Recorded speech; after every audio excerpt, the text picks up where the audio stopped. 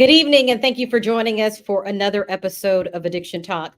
We're taking you down another road tonight. Typically, we interview people who are struggling with addiction or who are in recovery from addiction. But tonight, we're going to be talking about fascinating research involving addiction, alcohol addiction specifically. Take a listen. Dr. Kristin Scaplen is an assistant professor at Bryant University, whose pioneering research with fruit flies is revolutionizing our understanding of alcohol addiction and human behavior. Fruit flies have a genetic similarity to humans and share 75% of the genes that cause human diseases. Dr. Bryant's research has the potential to unlock new insights into this complex disease and how we treat it. Addiction Talk starts now.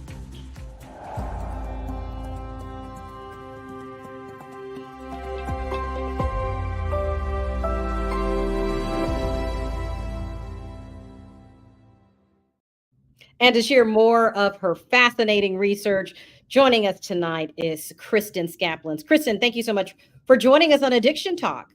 Yeah, thank you so much for having me. Now, where are you joining us from tonight? So I am joining you from my office at Bryant University in Rhode Island. I was telling some of your friends or colleagues that we actually have a facility in AdCare, Rhode Island, which is in the Rhode Island area. Okay. And so we're very familiar with that area. So we're happy to have you on tonight because this is a topic that I really think we need to understand more, and that's addiction research. So first of all, when I heard you're working with fruit flies, I'm thinking, I've heard of monkeys, I've even heard of mice. Right. But where did you get the idea to study fruit flies and how alcohol addiction could impact them? I actually can't take credit for using fruit fly as a model organism for studying addiction. This is work that originally started with some really, really fantastic neuroscientists, Ulrike Heberlein, Carla Cowan, to name a few. For about the past 30 years or so, the fruit fly has been used as a model organism for studying addiction. And in part because of, as you mentioned, the genes, right? So it is a really powerful model organism for understanding how genes affect behavior. So help me understand, how is a fruit fly similar to a human? Because I look at them, they seem like little gnats. They're flying around if you have fruit and stuff. Yeah. But how are they similar? Explain to me how the similarities are there. Yes, it's a great question. And it's a really important question. So we actually share a surprising percentage of genes with the lowly fruit fly. We share about 60% of our genes with the fruit fly. And as you said, we share nearly 75% of genes that cause diseases in humans. They're also present in fruit flies. So that includes Down syndrome, Alzheimer's disease, diabetes, autism. And so the fly is a really excellent tool for understanding genes. And in fact, many of the genes that have been implicated in risk for alcoholism, as well as learning and memory, were first identified in the fruit fly. So most importantly, from my research in the fruit fly, the basic connections in the brain between what we call neurons, which are the cells inside of our brain, they are remarkably similar. So particularly those that are important for learning when something is rewarding or maybe when something is not rewarding. And so the idea is we can actually use this system to understand how these connections change at a small scale to inform more complex organisms. In terms of behavior, fruit flies are remarkably similar. So we've been studying them for about 30 years now. And most researchers have shown that fruit flies seem to respond to alcohol in the same way that humans do. So with each exposure, fruit flies will show preference for food that's spiked with alcohol. They'll voluntarily consume that food until intoxication, at which point they become uncoordinated, just like you or I might. They'll fall down, struggle to get back up, and they can eventually sedate. They'll build up tolerances across time. and they'll actually compensate by drinking more, despite some really dangerous side effects, right? So if we add aversive stimuli to their alcohol-laden food, like a repulsive chemical, they'll continue to drink. And if we associate intoxication with something like an odor cue, those flies will continue to pursue that odor cue in the face of electric shock. How did you first realize, and I think this is interesting what you're saying, it's very fascinating research, but how did you realize that fruit flies could actually develop an addiction? So we don't really call it addiction because it's a really complex kind of disorder that we see in humans for sure. Now, that's not to say that a lot of the phenotypes we see in humans we don't see in flies, because in fact we do.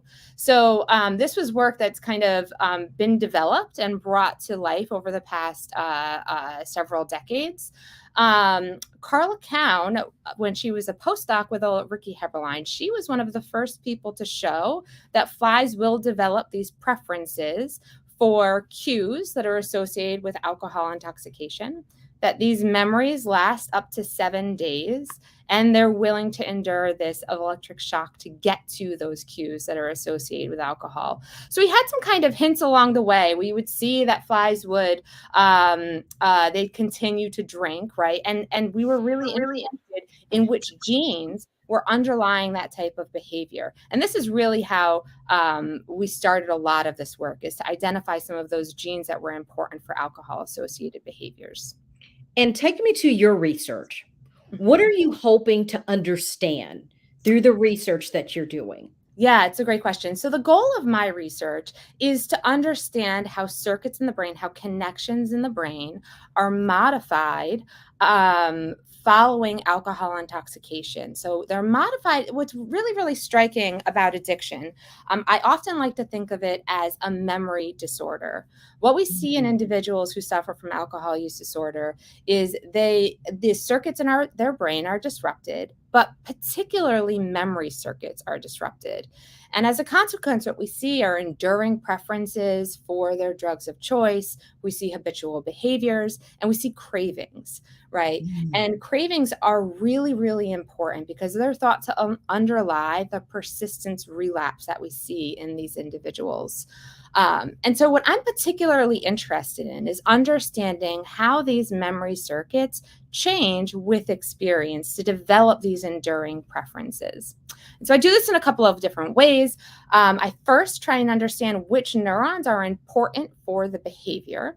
And so I benefit from a lot of really beautiful and very sophisticated neurogenetics tools that are available. So what does that mean? They're genetic tools that allow us to really precisely identify neurons that we're interested in and manipulate their behavior.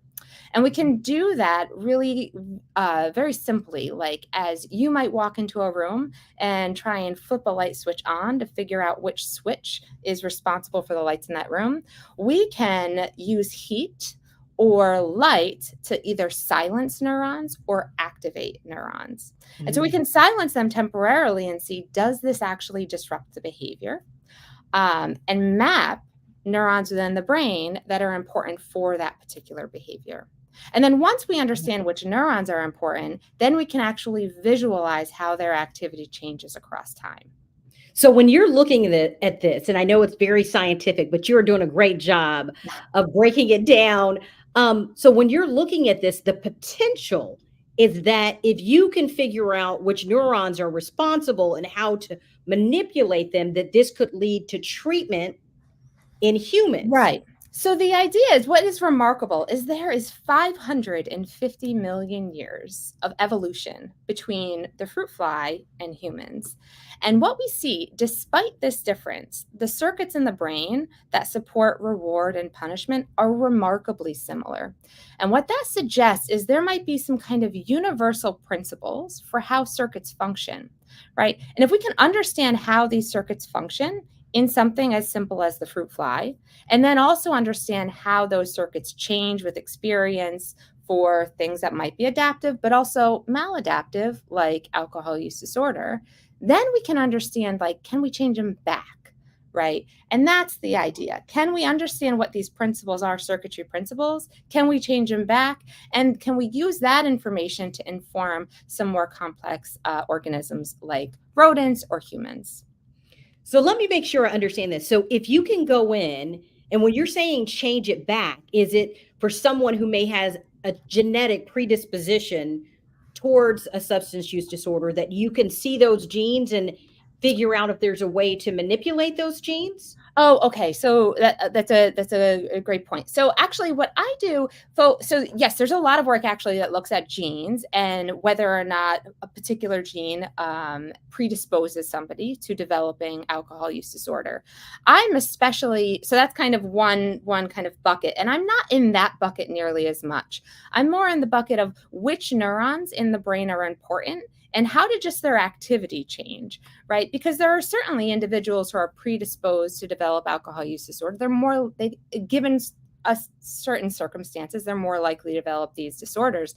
But there's also other individuals who are not necessarily predisposed, right? And you also see them developing some behaviors that lead them down the road to addiction. And so, what I'm really interested in understanding is how does the brain change in the context of Mm. alcohol that leads somebody to something like addiction? And can we understand what changes happen at a neuron level, an individual neuron level? And then can we change that back, right? Can we change the neuron back? Maybe it's something like the number of connections that neurons make or the types of proteins that they express. There are ways in which we can kind of manipulate those things to get this communication between neurons or circuits back to normal. Mhm. Which is so huge. I mean, hearing you talk about this is fascinating that people are studying like the other part of it and then the stuff that you're doing. But also, what really impacts me as well is this really makes people look at substance use disorders or alcoholism as a disease, as something happening within the brain. Because I think a lot of times, people think this is a moral issue. The reason why someone's drinking or they're not, behaving differently when they're consuming alcohol, but the fact that you're able to show that even fruit flies can have behavioral changes is huge in helping us understand the impact of the brain when it comes to alcoholism and alcohol consumption. Right, absolutely. I mean, we know that alcohol changes the brain. It changes how neurons communicate. It hijacks circuits in the brain and overrides them so that individual always has these kind of persistent cravings, which they are constantly dealing with. I mean, there are so many examples in the community, right? It's hard to not find somebody who is not touched by this disease. And so you're right. It's not something that is necessarily a willpower issue. We see changes in the brain that result from drinking alcohol, and that could potentially lead to addiction. So, when you're studying these fruit flies and looking at behavior change, what are some of the behaviors that you've noticed? I know you mentioned that they would do things despite consequences. Like if they were going to get an electric shock or something like that, they would still go towards the alcohol. But tell me some of the behaviors that you've identified during your time of researching these fruit flies and alcohol.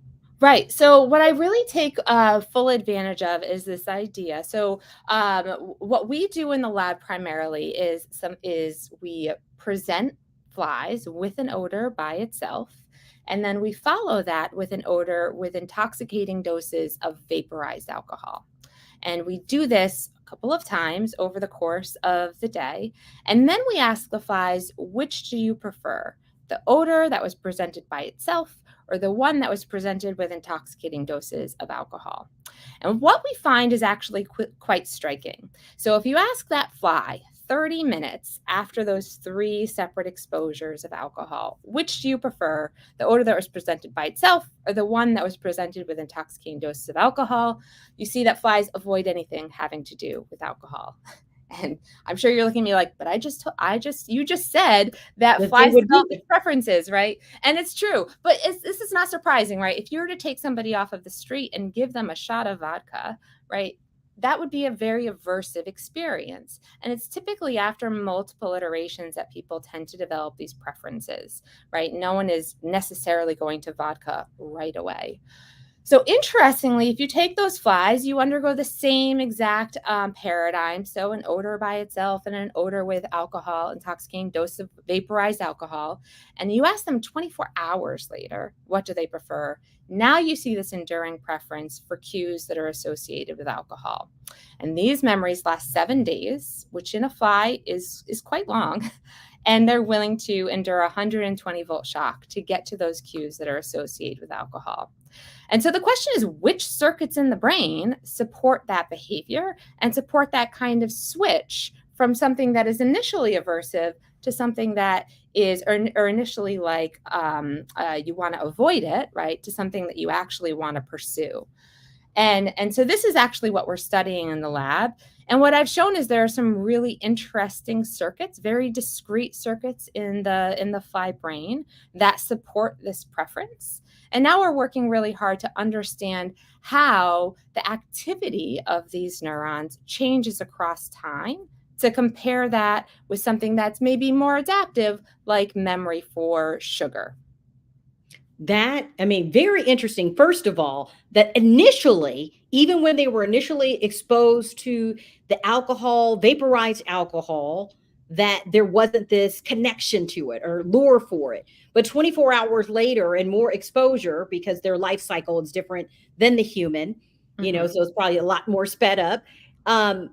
24 hours later, totally different reaction, showing the impact of continual exposure on the brain and what it can do. And what's so interesting to me is if you can help us understand, when you say 120 volts, that's a lot, right? For a fruit fly. I mean, when you see a fruit fly, I think of them as the size of a head of a pencil. I mean, a little bit larger than that. But how much of a crippling effect would that have for them to be able to move beyond that pain to still go after the alcohol?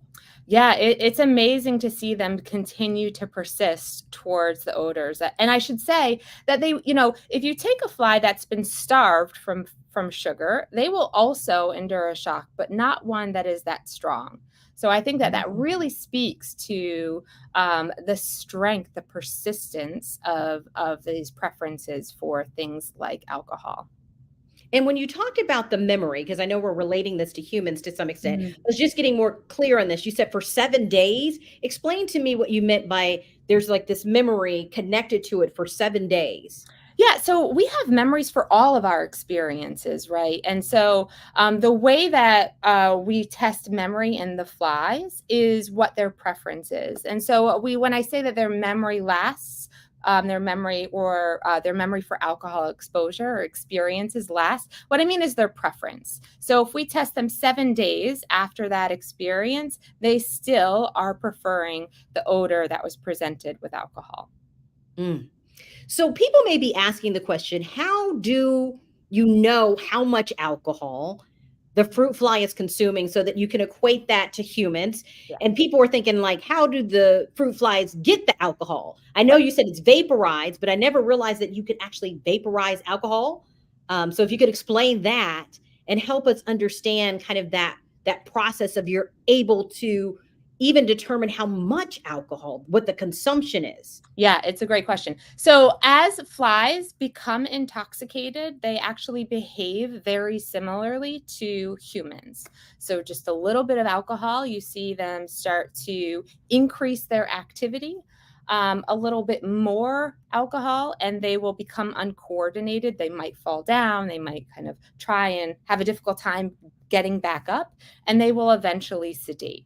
And so what we can do is we can measure, just like, we measure blood alcohol content in humans, we can measure alcohol content in the bodies of those flies, and we can correspond that, or we can relate that to blood alcohol content in humans. So the doses of alcohol that we're giving to these flies is not enough to get them to sedate. It's enough for them to just kind of increase their activity. And we vaporize them by just pushing air through a big vat of alcohol, about 95% alcohol. And then we push that air into a box where we contain all of the flies. So in this context, the flies actually have no choice but to get drunk. But there are other opportunities in which you can look to see whether or not flies will voluntarily consume alcohol. And how would you do that? I guess you would just put it in a petri dish or things along those lines? Yeah, there's actually a couple of different ways that we can do this. One way we're currently doing this is something that is called the flick assay, which is just this little open field that we put a fly in. And at the center of that open field is just a little bit of alcohol. But surrounding the alcohol is a metal plate. And so as the flies walk up, and they extend their proboscis, which is essentially like their tongue, to touch the alcohol, it completes a circuit, and a computer recognizes that as consumption. And so then we can measure how many times the fly goes up to consume alcohol. We can measure how long they drink.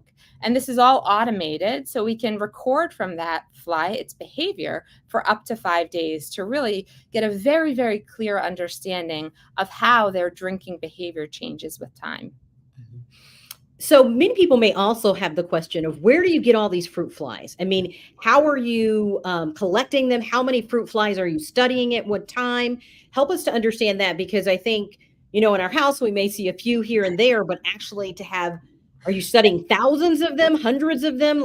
And how are you collecting them to be able to do It's a great question. So it's true that fruit flies are pests in our kitchen, right? But they are not pests in the field of neuroscience. There's there's thousands of different labs across worldwide, actually more than thousands, I'm quite positive, that use fruit flies to study various aspects of neuroscience. And what we've done is we've collected thousands of different types of fruit flies that have subtle manipulations to their genome, and we share them. So, we collect them over the years. We make some of our own flies in the lab based off of, very specific manipulations that we need.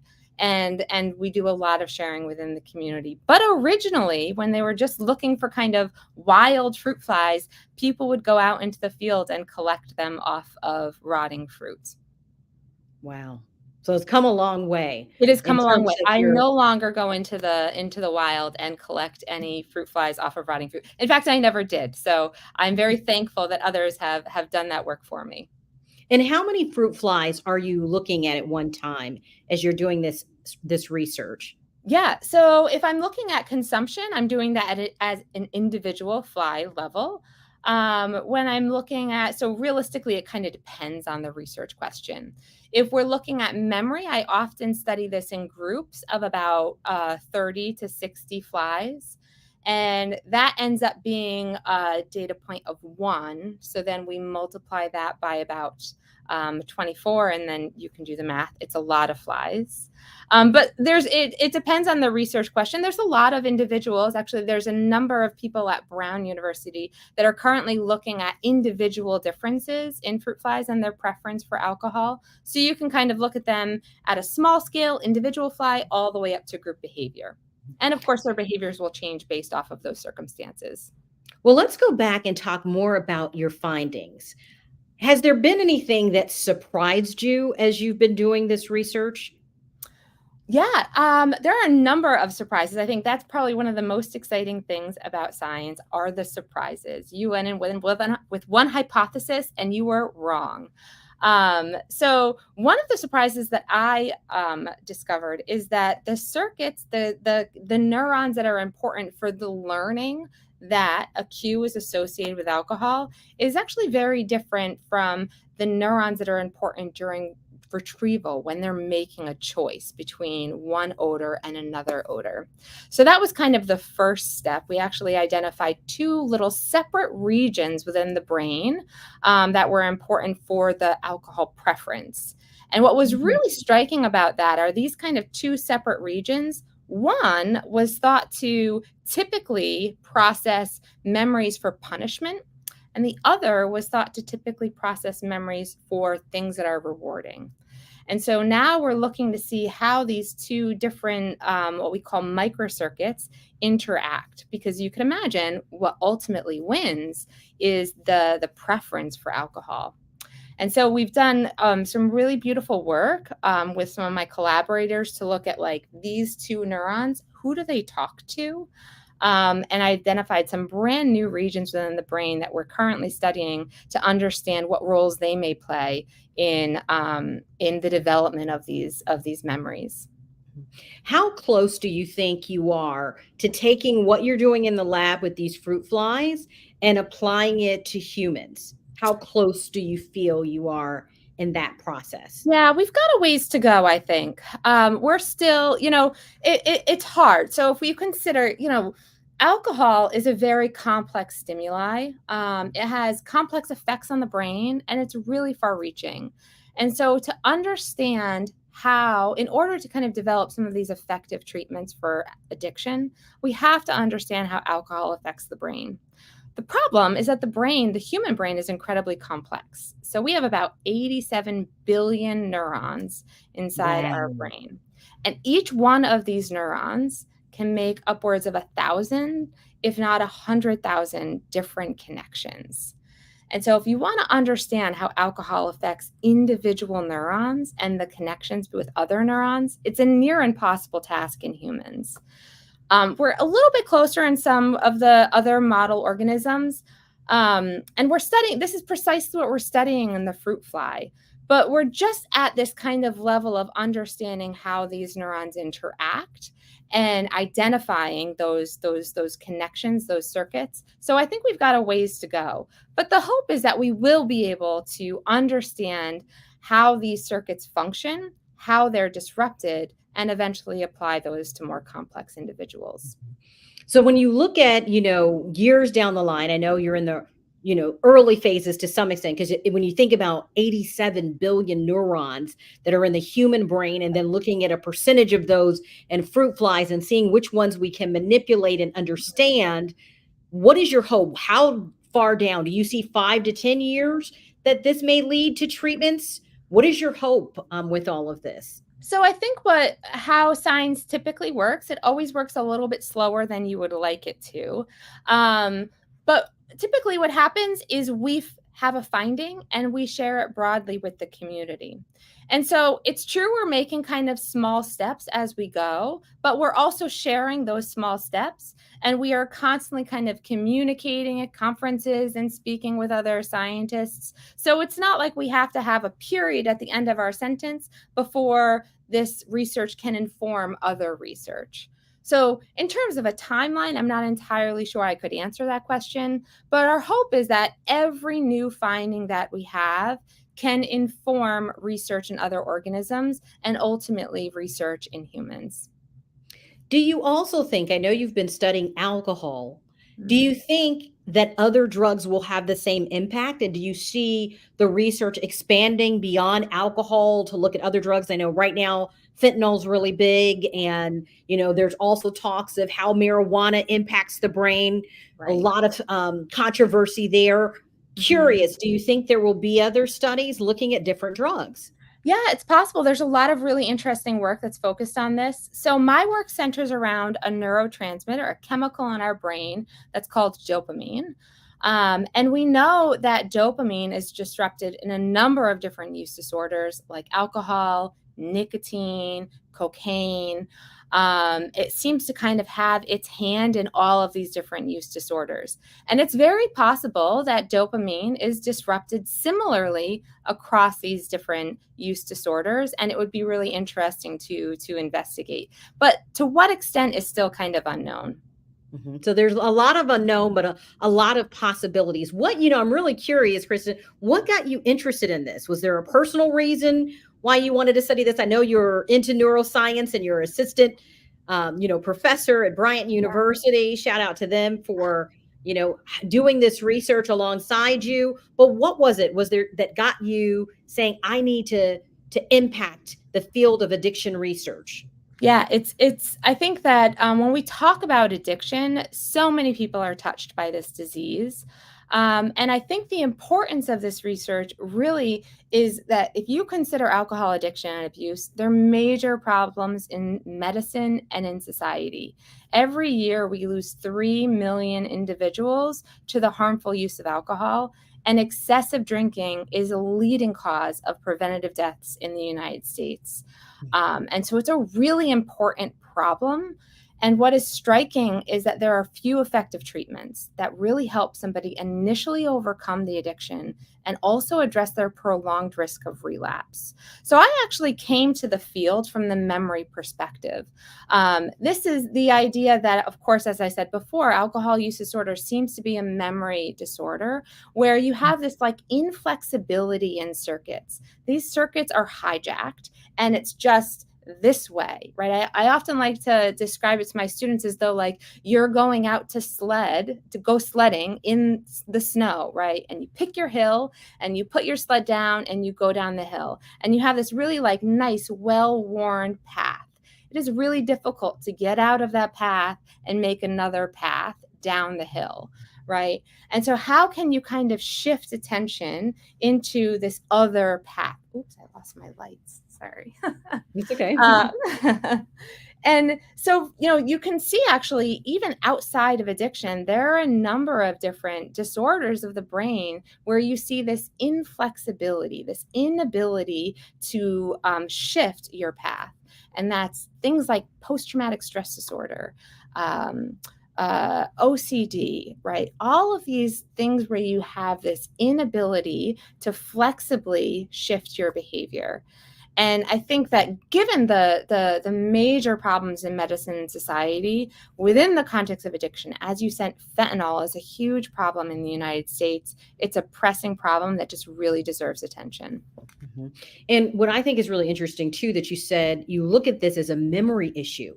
Right. I never thought of substance use disorder as a memory issue. And are you saying it's a memory issue because, like, as you talk about the sled, that the memory of that sled is so ingrained that people continue to go back to it, despite if there are other options? Yeah, absolutely. So actually, I'm a huge Friends fan, and I just finished Matthew Perry's biography, and I think he really describes it very eloquently. These cravings that he has to constantly imbibe in alcohol, right? These persistent cravings that people experience. These are memories, right? They are really strong memories that associate that cue with intoxication. And they are so strong that they are just constantly pushing individuals to continue to drink. They're constantly pushing flies to endure an electric shock to get those cues. You see the same thing in rodents. And so this is why I think it's really this memory disorder. You can think of all of your memories right across the lifetime. You have some experience that you probably have forgotten about, and other memories that are a bit stronger. And what is different about those ones that you just can't get rid of, right? You maybe you have memories that you look back on fondly, but you remember, and then you have memories that you just can't get rid of. And these memories that we just can't get rid of, I think, is often what's kind of underlying, or is what's underlying these persistent cravings. They can't get rid of that like push to find their drug of choice. Mm-hmm. And so far, how many neurons have you found in the fruit fly brain that tap into that memory, that are attached to that craving or that memory of the alcohol use? Yeah, so we find that learning to kind of associate cues with intoxication, that takes if we want like a number, so a population of dopamine neurons, it's about 200 different dopamine neurons that seem to be really important in the learning aspect of alcohol intoxication. And these 200 dopamine neurons, they actually innervate. They talk to a connection within the fly brain called the mushroom body. So this is about another 2,000 different neurons. So it's a substantial amount of neurons. When we're talking about the preference, what we see is something much more reduced. So on the order of, I would say, 20 or so neurons that we've just kind of targeted, that, again, those kind of two separate circuits that seem to process punishment and reward that connect in different ways. And so it's interesting that you see this kind of like population level, robust response to alcohol and learning about things that are associated with alcohol. And that's kind of reduced down to some smaller connections for the actual memory of when you're showing your preference. And so that's another kind of interesting question. How do we go from this huge population of neurons that are activated in the context of alcohol to now just kind of a couple of microcircuits that seem to be important for the preference of alcohol or cues that are associated with alcohol later? So And I know you certainly said, significantly fewer than what we see in humans. and I know you said we're getting, it may be a while before we're able to apply this to humans, but have you been able to find ways to impact these neurons? I know you've started to identify them, Yeah. but have you started looking at things that can impact them? I know you talked about, I don't know if I'm using the correct term, of regenerating them or taking them back to maybe pre-memory of that alcohol experience, but curious if you've already started looking at it that deeply. Yeah, so the way that we identified these neurons was to manipulate them. What we did is we used temperature to just silence them for a minute, and we looked to see whether or not that affected preference. And in fact, it did. So then we had these are the neurons that when we silence them temporarily, we no longer see preference for cues that are associated with alcohol. And then you're right. The next question is, how do they actually behave in the context of alcohol? So for that, we can actually visualize their activity, and we can do subtle manipulations like, I mentioned dopamine being a neurotransmitter chemical in the brain. So this is kind of the way neurons communicate. You can imagine if you have a conversation with somebody, there's the speaker, right? But then there's also the listener, right? And the speaker we think of as the dopamine. It's the chemical that's being released. And then there are what we call receptors that are the receiver. They're the listeners. And so what we've done is we look to see how those receptors, how those listeners, how they may change following this experience, because we think it's actually kind of a two-way street. And so that's kind of some of the next steps. We're looking to see how those receptors change following this activity. We're looking to see how neurons, their overall activity, if you listen to them, how their activity changes across time.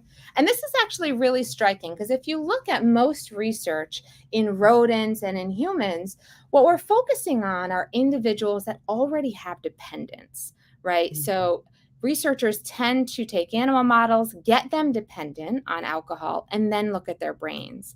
And when humans are coming to us, they already are struggling with addiction. But within the context of flies, this really provides a unique opportunity to watch, to see how that experience shapes the brain and results in dependence. So I think that's actually where the fly is going to become a very powerful system to investigate this kind of complex biological phenomena.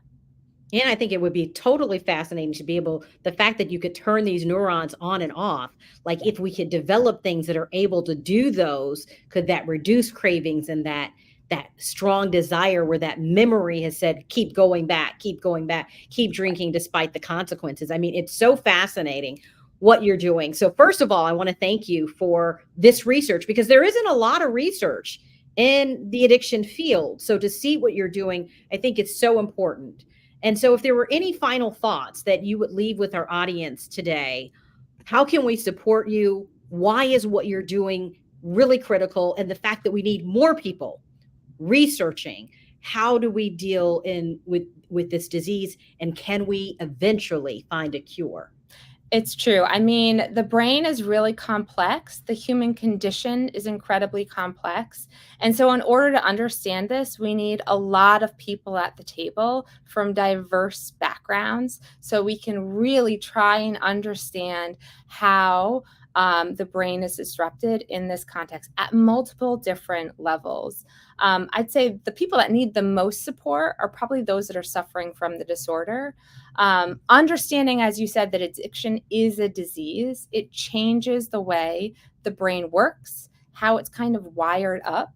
And also understanding that there's a lot of power to other research organisms, like things like the fruit fly, right? They can be incredibly informative in understanding how our brains work and how alcohol changes our brain. So again, just because those fruit flies are pests in the kitchen, they are not pests in the field of neuroscience. Are you hopeful we may someday be able to come up with a cure? Yes, I am very hopeful. In fact, that is what keeps me going to my lab. So I sure hope so. Well, thank you so much for joining us tonight, Kristin from Bryant University there in Rhode Island. What you're doing is making a difference, and we appreciate the effort and the vigor that you're going after this. And we can't wait to see how your research ends up translating into humans, and if one day we'll be able to cure this disease based on the research you are doing and Thank others you so across the much. country. Thank you so much for your time. It's been a pleasure. And thank you all for joining us. And that is going to do it for another episode of Addiction Talk.